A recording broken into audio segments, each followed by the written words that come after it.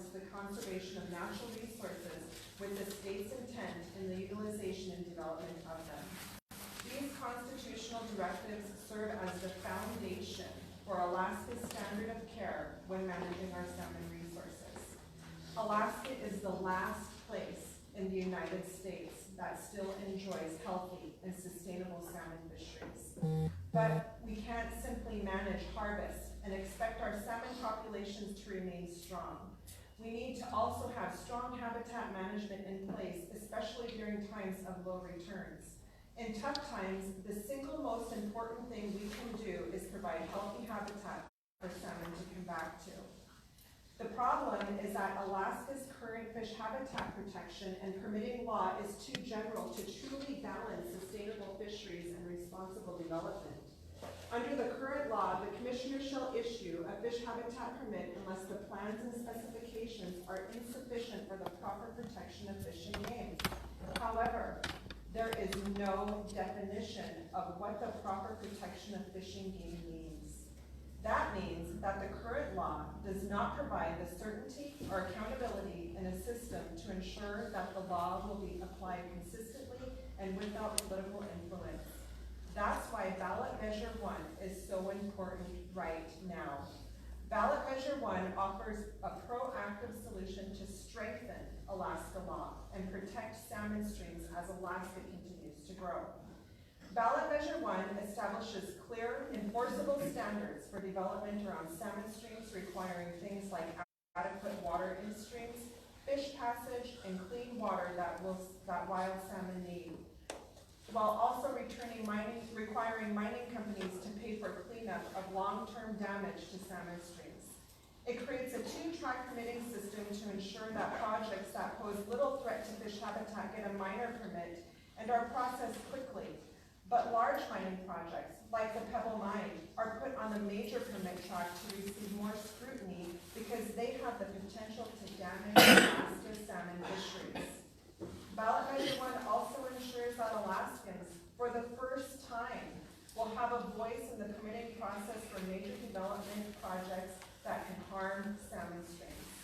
It gives Fish and Game authority over all salmon streams in Alaska. It creates a path for responsible development projects to move forward in a way that protects our wild salmon legacy.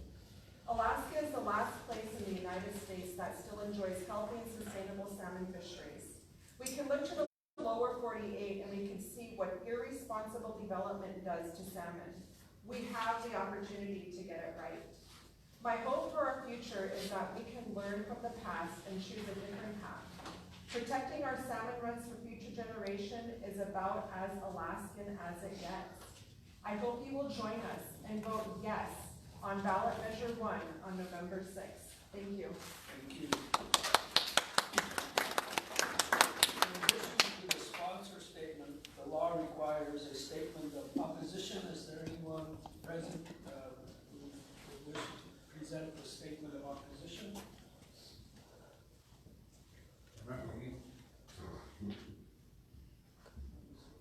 If not, I just signed up. You want those who oppose Prop 1? Yeah, there is room for for someone to present a statement of opposition. Okay, now? Yes. Okay. Pretty tough one, Paul. My name is Dal Harrah from Natick. I'm representing myself. I think there's some concerns that we have about Prop 1, and I think that we have gone through 4 years of a very difficult time in the state of Alaska on finances, and we have lost a lot of services. I'll give you an example. Some of the police work in the state troopers have left villages and very difficult to deal with. I think another thing that would be important too, and I think it would probably cause a budget increase, and that is not something that we can afford right now. And the third thing, there's a great deal of bureaucracy involved in Prop 1, and I looked at it quite seriously. And I'll give you an example. We had several fisheries organizations, salmon organizations over in Naknek, and one of them wanted to got a hold of biologists and wanted to clean out all the overhanging brush and stuff along the river.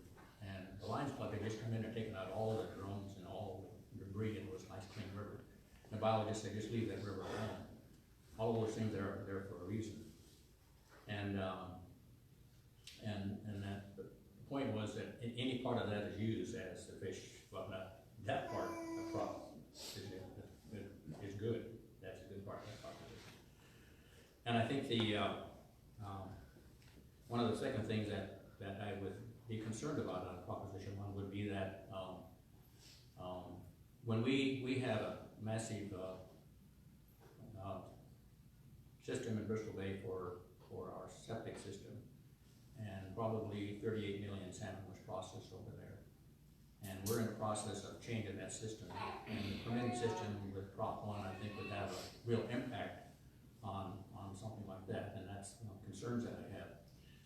We had 60 million. We quit counting fish in Bristol Bay at 60 million.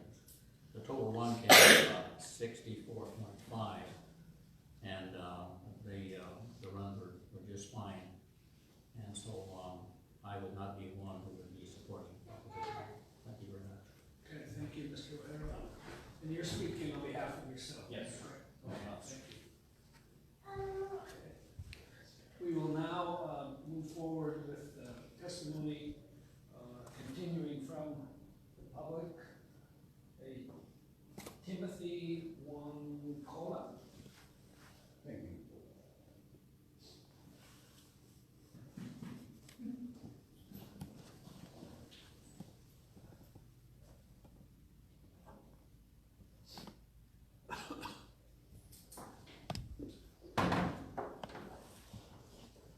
Glad to meet you.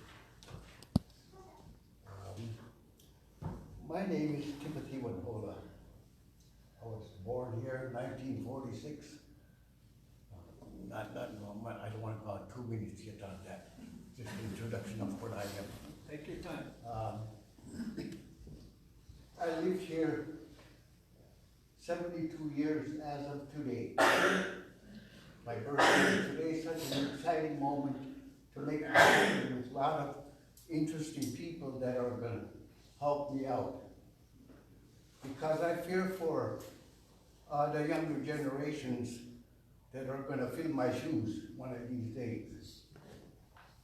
And I'm so proud of the well-being that we put on our table year after year.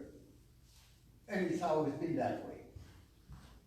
There's never have I seen a change because of the clean water.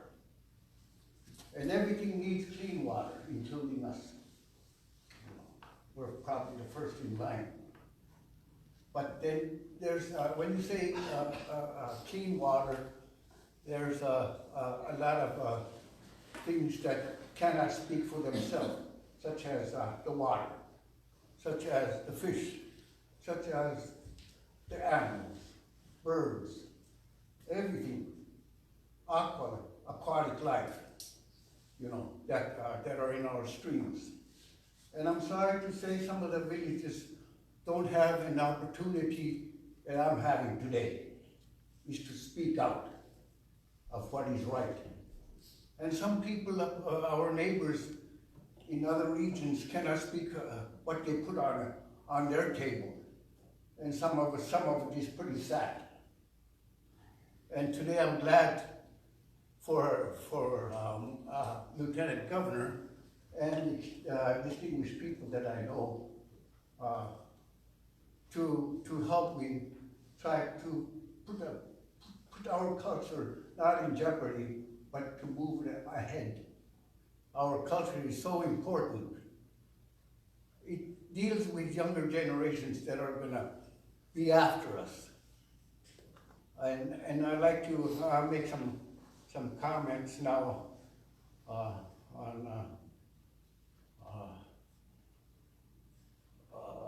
on my testimony. Okay, here we go. Well, you guys heard a little bit of me. Now, on a scientific-based standards to support ADF&G, protecting our fisheries and balance responsible resource development with protecting our fisheries for the future generations. Only 50% of the state's rivers that have salmon are currently protected under the current scheme.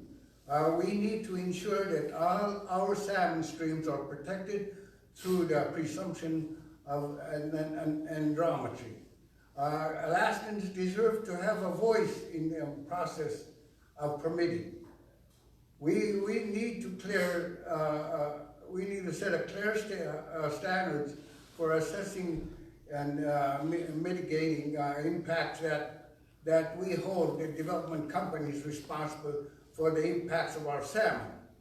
Salmon fishing provides jobs for more than 30,000 Alaskans and generates $2 billion in economic activity. While the fishing industry in Alaska provides $722 million in taxes that help pay for schools, police, health care, and infrastructure. Wow. Where am I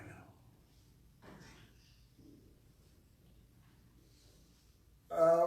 When foreign mining corporations construct the mega development projects that are near our vital wild salmon habitat, that project damages to water and land resources. Alaskan taxpayers shouldn't be stuck with the bill to clean up the mess. This law would ensure that the foreign developers pay for the cost that would allow the Department of Fish and Games to issue fines and criminal penalties to protect and maintain Alaska salmon habitat. The measure would put into place modern scientific-based safety standards in common sense, accountability to protect Alaska jobs and help prevent major catastrophes. On large-scale development projects that could wipe out a huge portion of our state's wild salmon population. The measure was also specifically designed to ensure that the vital rural infrastructure projects, roads, airports, pipelines, and sewer and water facilities can move forward. Ballot Measure 1 is a responsible update to a 60-year-old law, giving Alaskans the voice in protecting our state's most vital natural resource, wild salmon. This needed update to the old law will help ensure we have common sense protecting in place so that nothing jeopardizes the cornerstone of Alaska economic and culture. This initiative of responsibility balances economic development with salmon habitat protection, creating clear and fair rules that will bring certainty and stability to major development projects. The initiative gives Alaskans an opportunity to provide input in major projects that would impact wild salmon habitat, increasing government transparency by requiring more public notification. Stand for Salmon has always support from many native tribes, Alaska Native tribes, commercial fishing vessels, and Alaska businesses and organizations from around the state. A few notes about the opposition. 48 Alaskans. Tim, can you begin to summarize, please? Yes. 48 Alaskans have donated directly for state of Alaska. Over 1,000 Alaskans have supported Stand for Salmon. Stand for Salmon, Stand for Alaska, the top donors or some of the largest resource development corporations in the world, from British Petroleum, ConocoPhillips, Pebble Mine, and more. Their goal is to confuse Alaskans, to get them to vote against their own interest. Thank you. Such a good birthday present.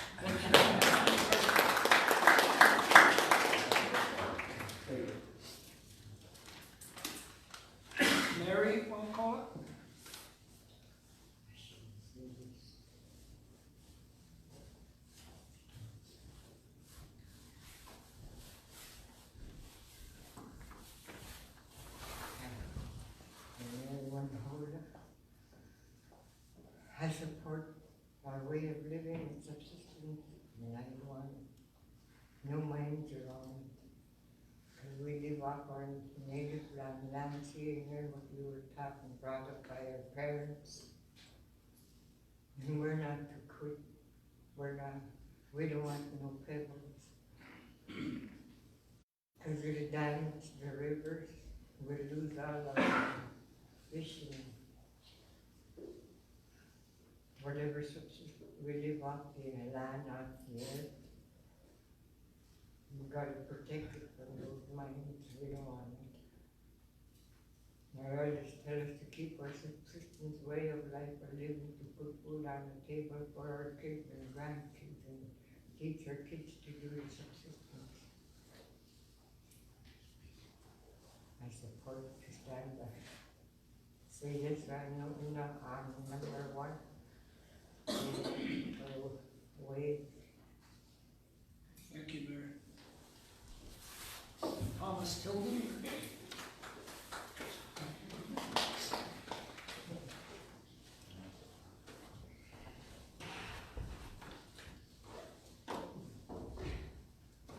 Thank you very much for coming out at this hearing. And my name is Thomas Tilden, and I'm a fisherman. I've been a fisherman all my life. My grandkids are my partners in my boat right now. But I want to talk about the Stand for Salmon initiative. I am definitely for it. I believe when I look at the history of salmon across America and how it deteriorated, and I asked myself why did it deteriorate? Then I took a look at the laws that they had in place to protect their salmon. Same laws that we have here in the state of Alaska. Those laws were there to protect the salmon, but they went by one stream at a time. Development stepped in and said, we need this coal. We need this timber. We need this ore. And those states let them go one by one. And we saw that here in Alaska with the Chitna, I believe it was way up north. We watched the state government say, yes, that's all right. This is just one little stream. It's salmon bearing, but coal is more important. So what we have here is a resource war going on. When you look at the money that's pouring into the state right now to fight this initiative, you see that the oil companies and the mining companies and the corporations are fighting it.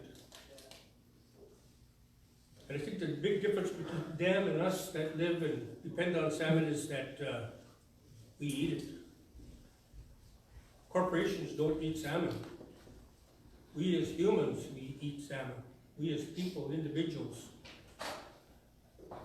And I think that, when I look at the impacts that the salmon have to go through right now, it's tremendous. It's an uphill battle for them already.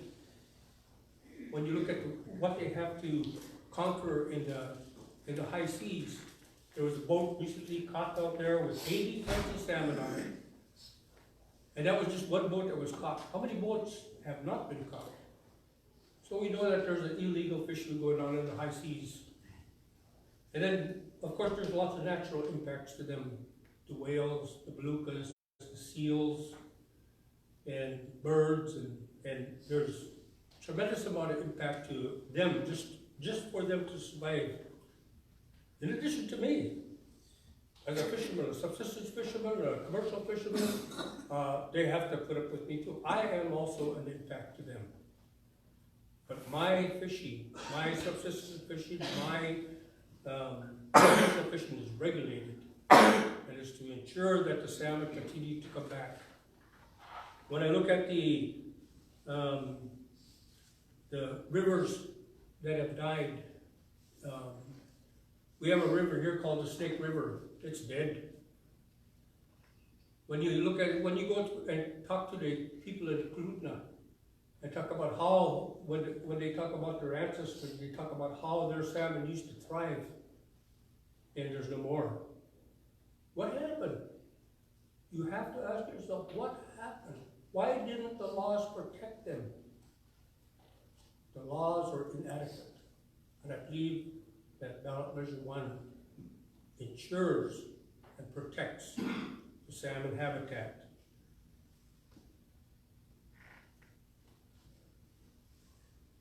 My daughter went to the Humboldt University in California, Northern California. Humboldt University was founded on salmon. It was a salmon fishery university. And however, as I stated earlier, the laws were inadequate. The logging that happened in that area destroyed that salmon. It became a mining university over time. And we don't want that to happen. We want to make sure that the salmon that are out there now are protected, not just now. I mean, my grandma came from one of the poorest areas in the state. She came from Nelson Island, up in the Kuskokwim area. And she came because there was a epidemic that happened in 1918, the Spanish flu. And then right after that Spanish flu, there was hunger. And so they moved here to Bristol Bay. And in her mind, and the things that she brought me up on, was that we were rich. We were rich because that salmon not only provided economics for us, but it also provided subsistence for us. It sustained us. And that's what we want to see to continue. I believe my grandma was absolutely right. We are rich in this resource. This is the last of the big salmon runs. If it doesn't have the extra protection that is offered by ballot measure number 1, it too can go by the wayside. I should be jumping up with joy at the fact that this past year that there was millions of salmon that came into the Nushagak River. But I worry. I worry because I know that I lived upon the river system and I watched salmon come into some of those creeks and some of those areas where they spawn. And one of the things that happens when the salmon go in there and lay their eggs, the predators come in. You see the shrimp, you see the pike, you see the grayling, you see the suckers, you see the whitefish, they come in and they eat those salmon eggs. So that tells me that this past year that the huge run that we had is going to increase those predators because those predators are rich and happy and fat because they had so many eggs to eat. And the bears are going to increase. But when the salmon go down just a little bit, those predators are still going to be there. So I'm worried about the future. I look down the road 100 years from now for the state of Alaska. I want this because of the state of Alaska. As a state of Alaska resident, I look at our salmon is provided to the world. You could go to China and have Alaska salmon. You could go to Japan, Korea, England, South America, Mexico, you can have Alaska salmon. The world depends on the salmon. You can go anywhere in the United States, Florida, Washington, back east in Washington, D.C. at the metro station. All of that is available to us. Let's protect it so that it continues to, by passing ballot measure number 1. By passing ballot measure number 1, we will ensure that there is adequate laws on the books to protect our salmon. Thank you. Thank you very much. Norman Van Baxter?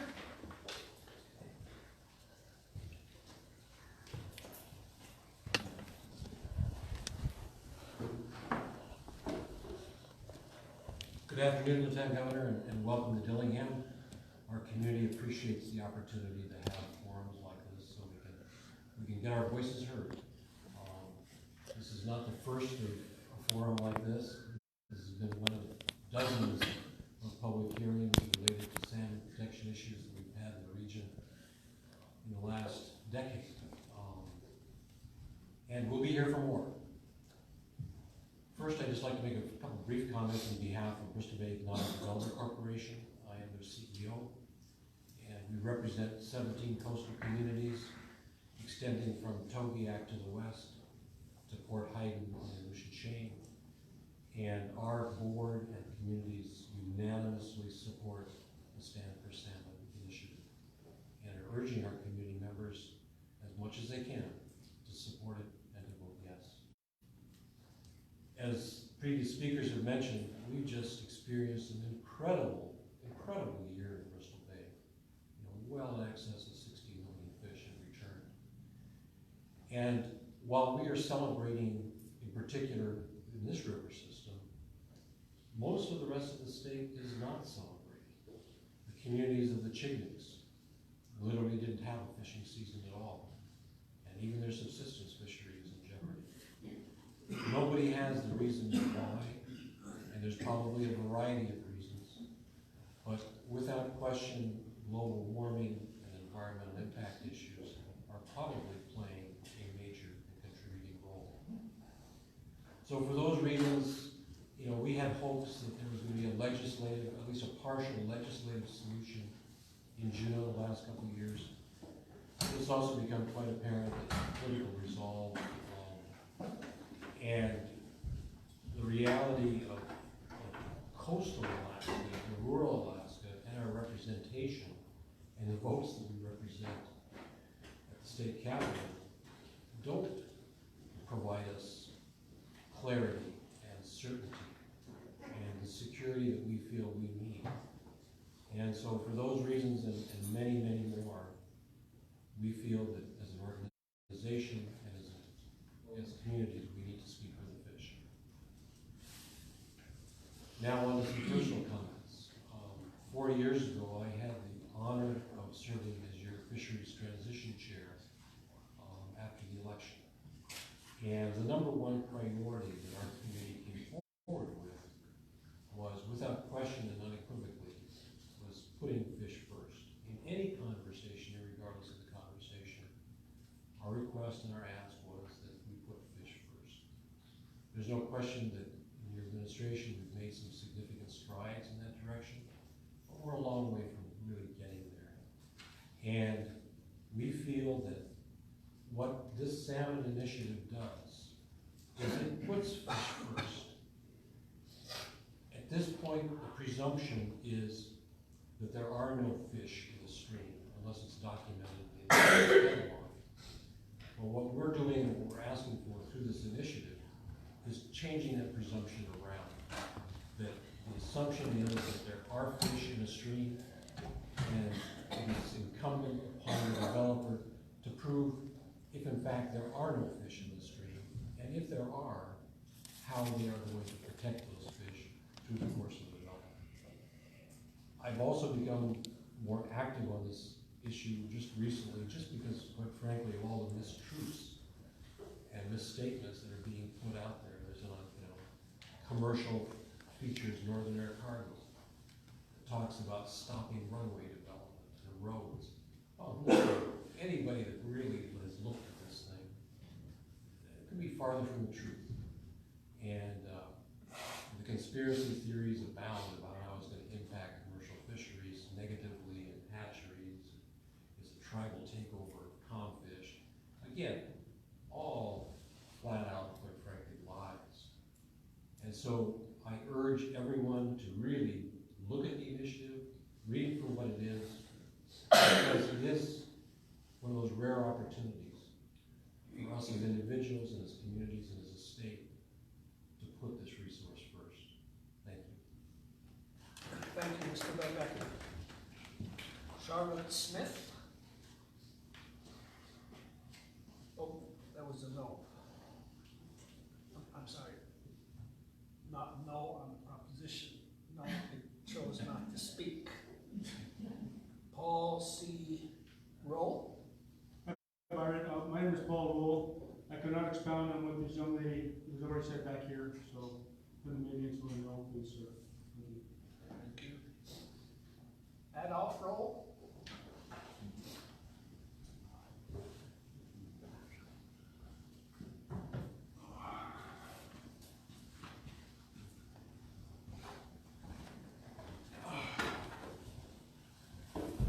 Okay, Byron, welcome to the Tupelo Nation.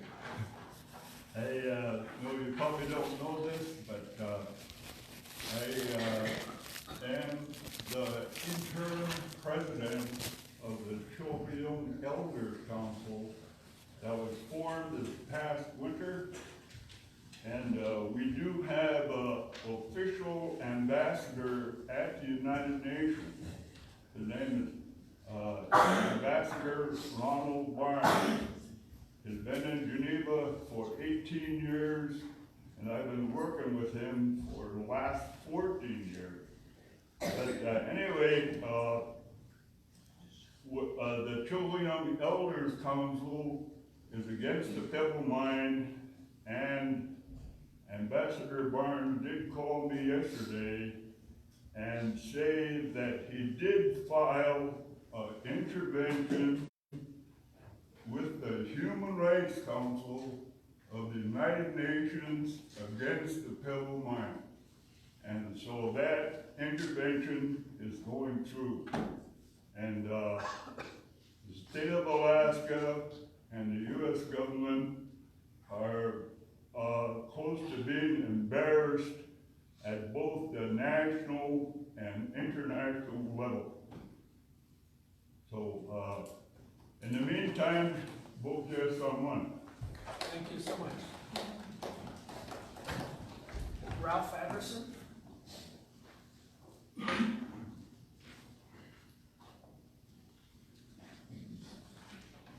Thank you, Lieutenant Governor. Thank you for holding the public hearing. I'd just like to say, Mr. Anderson, that Thomas Tilden used up 10 minutes of your 2, so. Okay. I'll use up 10 minutes of the next person's.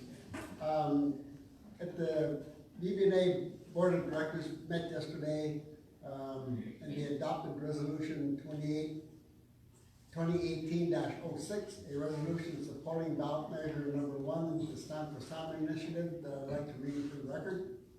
Whereas the Bristol Bay Native Association is an Alaska Native Regional Nonprofit Corporation and a tribal consortium which provides a variety of educational, social, economic, and related services to the Native people of Bristol Bay. And whereas the watershed of the Bristol Bay region, including the Chignik subregion, supports the world's most prolific wild salmon runs, a revered renewable resource that has been harvested sustainably for millennia and is central to the cultural traditions of the diverse Alaska Native cultures in the region. And whereas BB&A wishes to reaffirm its support for habitat protections that will ensure the sustainability of salmon of all species for generations to come, and sustain our cultural, traditional, spiritual, and economic well-being and way of life. And whereas BB&A recognizes the economic and community development is needed in rural Alaska for our tribal members to thrive, but believes the development must be balanced with habitat protection that limit and mitigate harmful impacts to salmon resources. And whereas although the 2018 inshore Bristol Bay sockeye salmon run of 62.3 million fish was the largest on record dating back to 1893, the Chignik fishery failed, and elsewhere in Alaska, 2018 was a poor year for salmon runs. And whereas Governor Walker declared an economic disaster for the Chignik fishery on August 23, 2018, since current harvest rates are low enough to threaten the community of Chignik, Chignik Bay, Chignik Lagoon, Chignik Lake, Perryville, and Eyemouth Bay. And whereas Alaska Fish Habitat Permitting Law does not have strong or clear enough language to protect salmon spawning in breeding grounds. And whereas the current law requires the Alaska Department of Fish and Game to approve proposals for projects in or near salmon streams unless the plans are, quote, insufficient for the proper mitigation of fish and game, unquote, per Alaska Statute 16.05.871 subsection B. And whereas the law does not define, quote, the proper protection of fish and game, unquote, and the resulting ambiguity has led to widely different interpretations by different state administrations. And whereas the existing law does not provide for public input or for a public input process on permit applications, and whereas the Alaska Board of Fisheries submitted a letter to the Alaska State Legislature in January of 2017 requesting that the habitat permitting law be updated, yet the legislature has not acted. And whereas supporters of better salmon protection have succeeded in getting a citizens ballot initiative, Stamp for Salmon, on the November general election ballot is ballot measure number 1. And whereas ballot measure number 1 would improve the existing state fish habitat permitting law by establishing clear standards for projects and permitting activities that have potential to harm fish habitat, by defining the important characteristics of salmon habitat, by allowing ADF&G to apply the law to all habitats in Alaska that directly or indirectly support salmon or other anadromous fish, by providing for a public process for permit applications, by requiring the ADF&G to avoid or minimize adverse effects by mitigation measures and permit conditions, and by providing enforcement mechanisms once a permit has been issued. Now therefore be it resolved by the Board of Directors of the Bristol Bay Native Association. The Bristol Bay Native Association supports ballot measure 1, the Stamp for Salmon initiative, amending the state of Alaska fish habitat permitting law. It's signed, Lieutenant Governor, by the Chairman of the Board, and attested by our Secretary. I will submit those for the record. Thank you, Mr. Anderson. They will be included in the record of this hearing. Representative Bryce Edgell.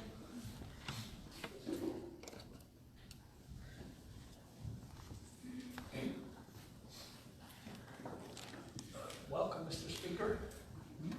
I almost said thank you, Mr. Chairman.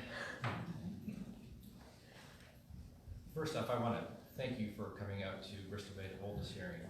You're not required to do so. Also want to extend my gratitude for the other hearings that you've held in coastal Alaska, where this initiative is particularly significant. Places like Sitka and Bethel and elsewhere, where there are hearings on. I'd also like to very quickly just sort of digress before I offer my comments and thank you, Lieutenant Governor Malott and Governor Walker, for your strong championing of rural Alaska rights. And the list is long. Everything from tribal government to Medicaid expansion, the power cost equalization, funding for schools, for adequate support for the Department of Fish and Game, and for the rights of Alaska Natives to have equal access to voting. And I think those issues are part and parcel of what we're talking about today, because really what we're talking about is the sustainability of rural Alaska when it comes to talking about fisheries habitat. Clearly, I've got constituents that are on both sides of this issue, but I'm confident in the end my district will support this initiative. And you know, the question before us today is whether we as members of the public support or oppose the particular initiative at hand. But I could pose to you, and as I would pose to everyone else, the question really before us is, why haven't we done this before? Why haven't we had this conversation before? Why haven't we had to wait until 2018 when these laws have been in the books virtually since the times when sailboats ruled the bays here in Bristol Bay and the big canneries dominated? That's a long time ago. And I think the answer is pretty easy. The body politic in Alaska just has not allowed us to have this conversation. You and I, really, I wish I could be sitting here perhaps in a more structured environment like the Coastal Zone Management Program. But astonishingly, the legislature and the then governor decided to do away with the program that really had acted so capably to foster, bringing different parties together to protect habitat, but as well to allow responsible development to go forward. And as I pondered this issue, maybe I could think that the legislature would take this issue up, but having been a member of the legislature for many years, I will tell you very emphatically, the legislature will never look at this issue with this level of scrutiny. Never. We had a bill up before the body last year that most of us knew was not going to pass the legislature in any form, even in the reduced state that it was in April of 2018 when it last was heard. So that opportunity to me just would never exist. So I asked myself, this ballot initiative, which is imperfect, and ideally we should not be making complicated policy through a statewide ballot initiative like this, because it does deserve to go through the deliberative hearing process in the legislature. But the fact is, if I have to choose between putting into place overly restrictive law today that, in my view, will get modified, will get pulled back, will be deliberated in the legislature, like it should have been all these years. That overly restrictive approach versus doing nothing at all, and sort of keeping these 60-some-year-odd laws on the books when we know times are changing in Alaska. It is not only just big development, but it's also incremental encroachment upon a lot of areas that, as a previous speaker talked about, we don't even know if they're anadromous bearing streams at all, because a good 3/4 of the streams, the water bodies in Alaska have not been cataloged yet. The state just doesn't have the resources to do that. So lastly, I would offer that, you know, whether this initiative fails or whether it passes, I don't think it goes away. I think there's a groundswell of interest in the state of Alaska, and assuming the initiative fails, that groundswell of support, which in my time in Juneau, I've seen it spans the entire ideological spectrum. It's not right wing, it's not left wing, it's not greenies, it's not urbanites, it's not Democrats, Republicans. It's a whole sort of collective effort throughout the entire state that want to see ironclad protections put in place for salmon habitat. But at the same time, we're a resource development state. We need to have development in order to keep progressing forward, whether it's the oil industry or whether it's responsible mining projects, or whether it's projects at the municipal level or in the fishing industry or wherever it might be.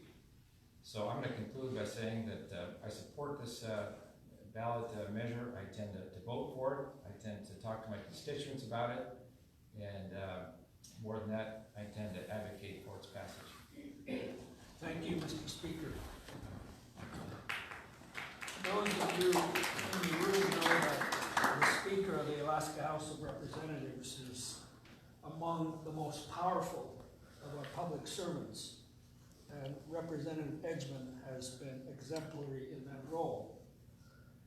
And I want to say, Mr. Speaker, that I hope you recognized how gently and lovingly I treated you, and that if I come before you talking about my budget. Thank you. Myron, if the record could note that I was speaking as Representative of House District 37. Okay.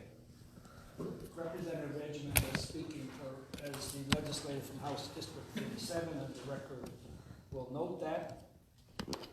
Dan Leyland.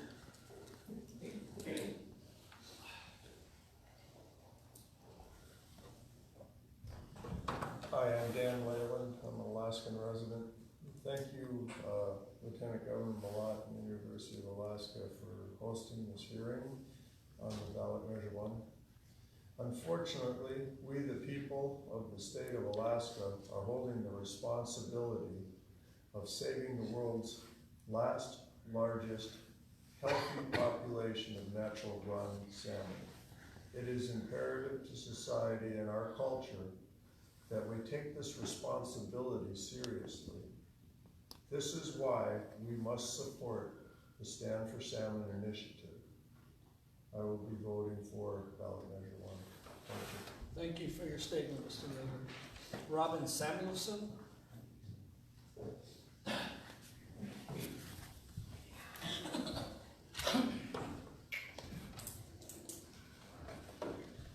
Welcome to Bristol Bay. Thank you, sir. First of all, I gotta tell you, I believe in the Lord. So therefore, Danny O'Hara, for what you said earlier, I'm not mad at you, and I'll let you survey my boat this spring. You know what, I'm only guy surveying anyways. My name's Robin Samuelson. I'm born and raised in Dillingham. I've been involved in the fishery as a captain since I was 14. I started fishing at 22-foot Seymour skiff. My great-great-grandfather right across the river here had a saltery at Nishigak, one at Parks Point that was named after him. His name was John W. Park, and one down at Iggy. He had some money in the first cannery ever built in Bristol Bay. So my family's been involved in the fishery, started the fishery. I have grandsons, 4 of them fished the stern of my boat this year, and one of them's got got a Bristol Bay permit at 19 years old.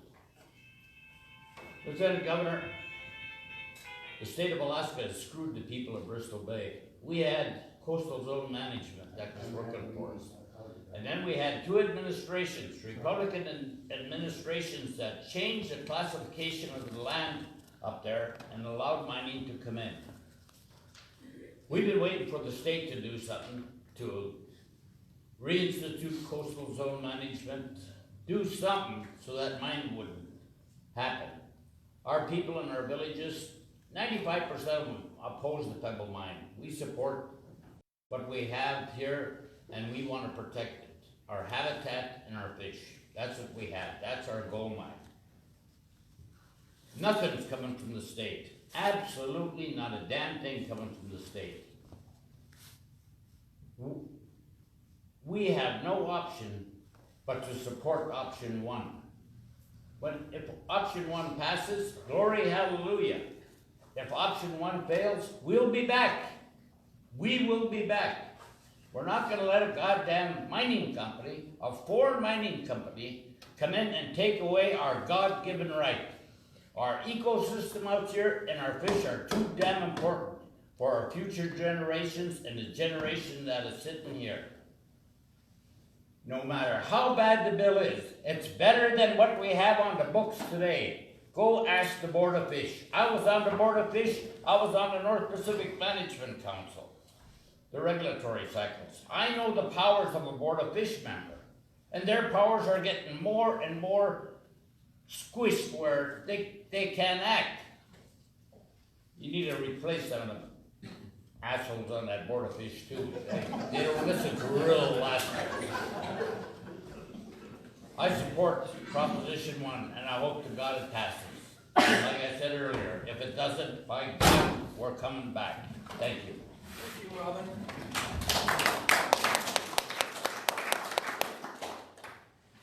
Alana Hurley.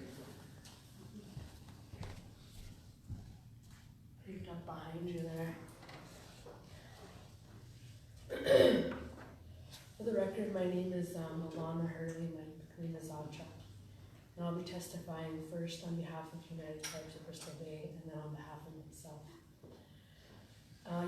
United Tribes of Bristol Bay is a tribal charter consortium made up of 15 Bristol Bay tribes who have united to protect our way of life, the Yupik and Anunopik people who have been here since time immemorial. Our people have been united for over a decade in our effort to protect our watershed and our fish. United Tribes of Bristol Bay has been in support of the Stand for Salmon initiative from fairly early on.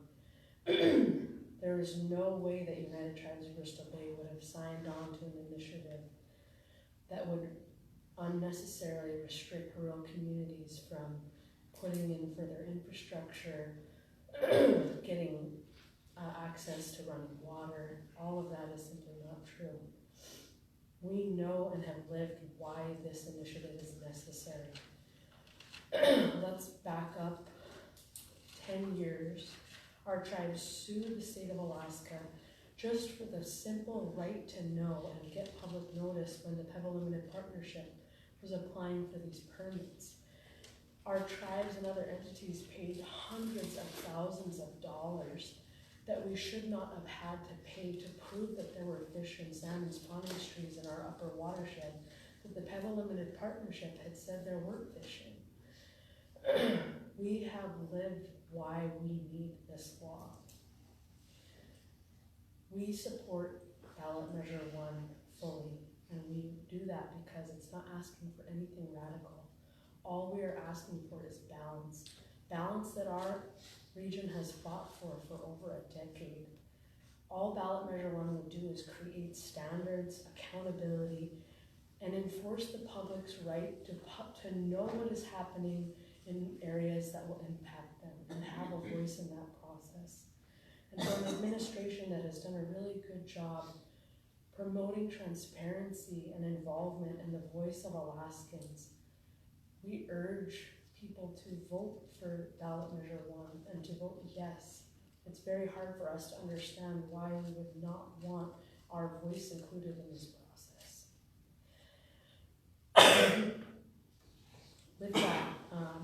just say a few words on behalf of myself. I too am a long-time commercial fisherman, not as long as many of the people in this room, but I come from a long line of subsistence fishermen. And what I truly don't understand is why are people more regulated than these mega companies coming in to make money off of Alaska and not giving back? Subsistence fishermen and hunters and gatherers are told how and when and where and what we can hunt and fish, and yet the standards for these types of companies don't even exist. The proper protection of fish and game is the only line that guides the Alaska Department of Fish and Game in this process. So I don't understand why there is this uproar when people are more heavily regulated than mega industries coming in to pillage Alaska. All we're trying to do is protect what we have and ask for some balance. All this initiative does is say, if you're going to develop in fish habitat, please be careful and do it in a way that doesn't impact the people that support or depend on those fish. And if the impact is too great to those people who have depended on fish for thousands of years, this project should not happen. Balance and equity is all people are asking for. Please vote yes. Vote yes for the people of Alaska to have a voice in these projects that have the potential to really, really impact their lives and the lives of the people that are coming after us. Thank you. Thank you, Alana.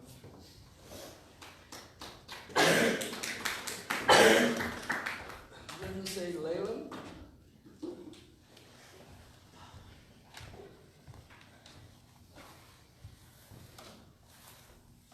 Good afternoon, Lieutenant Governor. Thank you for being here this afternoon. My name is Lindsay Leyland. I'm a resident of Dillingham. I also work for United Tribes of Bristol Bay, but I'll be speaking on behalf of myself. I would just like to state my support for Ballot Measure 1, and I'll keep it specific to one point here, and that is the public input part of this process that would be allowed that currently isn't. Under current law, when a major development project receives a permit in Fish and Game, there are no legal avenues for a concerned or affected citizen stakeholders to challenge that permit issuance.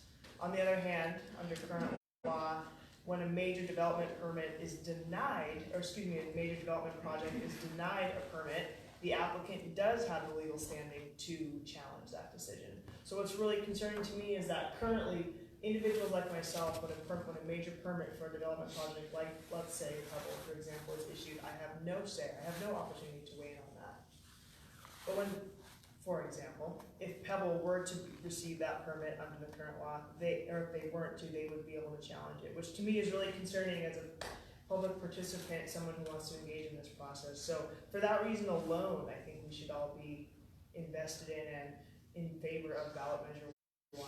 There are of course a multitude of issues that are outlined in this proposal that make it worthy, but another piece is that, as Norm mentioned earlier, a lot of the opposition position is that warming ocean waters are what are affecting salmon runs, not habitat. But I think, doesn't it make sense for us to improve and protect the habitat as best as possible, so that when those salmon that are able to make it back to their rearing streams, when those salmon do come back to their habitat, that habitat is intact and pristine and hospitable for reproduction and growth and all of that. When we look at the lower 48 and other places across the planet that have destroyed their salmon habitat and they don't have returns, but we do. It's just another example. So, I'm in support of Ballot Measure 1. We're voting that way in November, and I encourage others in the room to do so. Thank you. Thank you. Caleb West. I didn't want to testify, I'm just here listening. Thank you. Okay, sorry, thank you.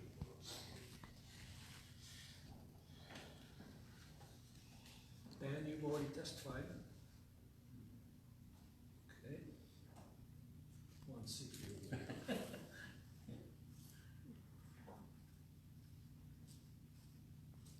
Ralph Andrew? Sir, I'll be submitting written testimony. Okay, sorry, I didn't see the Catherine Karaskallen?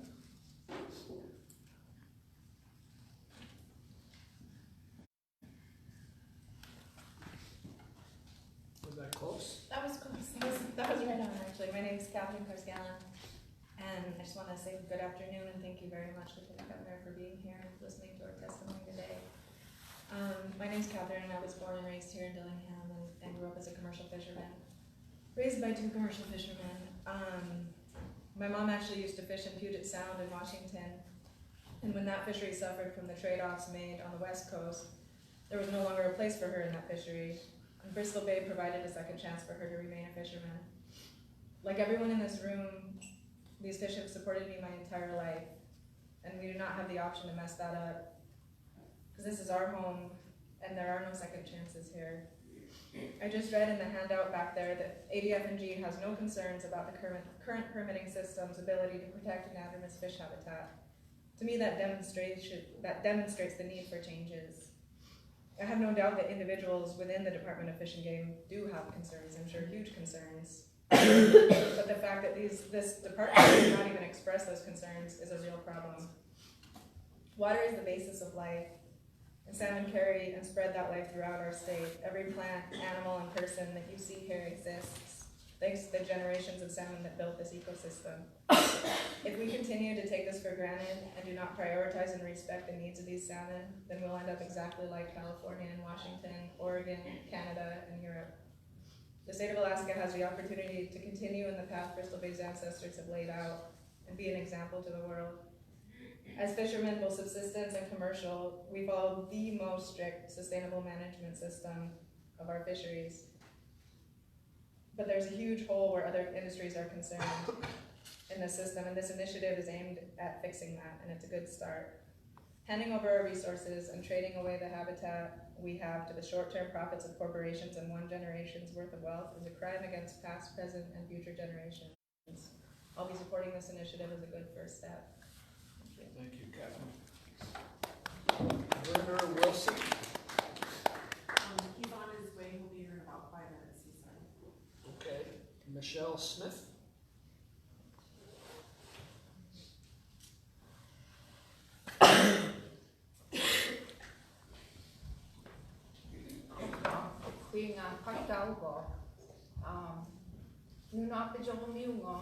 But I am a Dillingham tribal member, and I don't have anything written.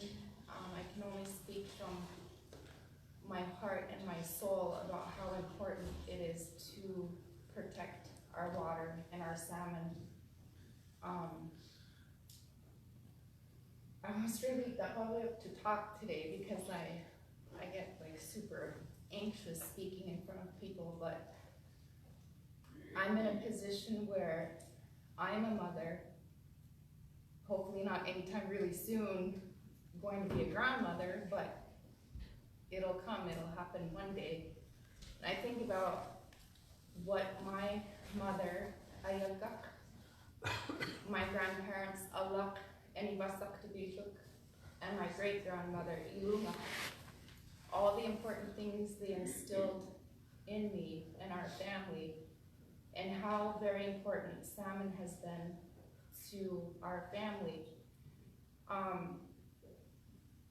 I just don't see any other way other than to speak up and try to protect what was passed on to this generation and what was so very important for so many of my family members and so many generations for Yupik people. I need to be that voice for my kids and my grandkids and my great-grandkids. I would like to be able to pass down the tradition of cutting fish and putting away fish.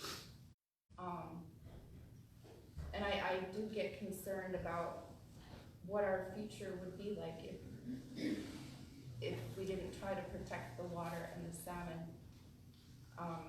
So I do support Ballot 1. Thank you. Thank you. Michelle was the last on the list. Werner's here. Oh, okay, Werner.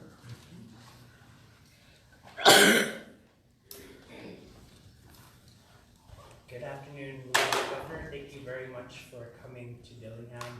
My name is Werner Wilson III. I was born and raised here. My family has a fishing boat, fishing permit here in Bristol Bay, and we do a lot of subsistence fishing like my ancestors have for thousands of years, and a lot of people here. I have my bachelor's degree in environmental studies from Brown University, and I also have a master's in environmental management from Yale. My studies are on this very topic of mine permitting. When I was a teenager, we first heard of pebble mine, and made me curious how we could be involved with this critical decision whether or not this mine moves forward. And after 6 years of studying, which included learning about the law, reviewing case studies, visiting mines around the world, including in Chile, Australia, Utah, and other places, and talking with experts, I realized that Alaska's laws are insufficient to protect our salmon's habitat. So that's why I fully support this initiative.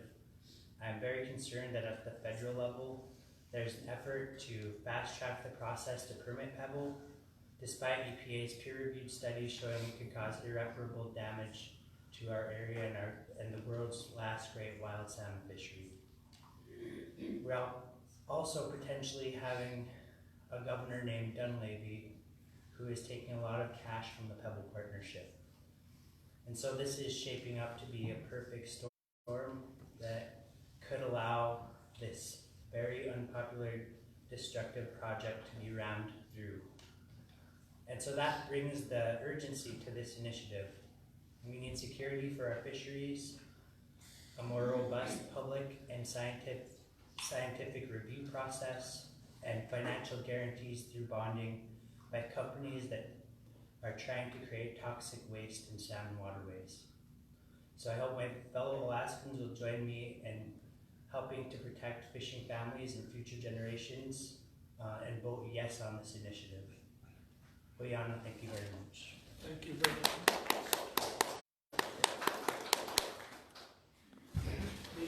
The hearing is scheduled to go until 4. We have no others signed up at this moment, so we will stand in recess in anticipation of the possibility of others coming in before 4 o'clock.